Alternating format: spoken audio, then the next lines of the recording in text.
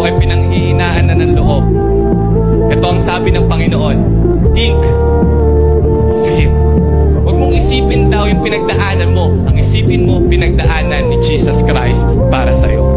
Kasi kapag ang focus mo, lagi ang pinagdadaanan mo, hindi mo makikita yung strength na meron ka kay Jesus Christ. I can do all things, not because of my strength. I can do all things because of Christ who strengthens me. Kaya kapag ako ay nangihina, titingnan ko lang kung ano ang strength ni Jesus Christ. Kung si Jesus Christ, He could resurrect from the dead. That is also the strength that God has given me. If Jesus Christ could heal the sick, if Jesus Christ could withstand all that bleeding, yung pinagdadaanan ko na to, wala to sa pinagdaanan ni Jesus Christ. I have a strength that could conquer every fear, conquer every doubt. Therefore, I have a strength stronger than my problem.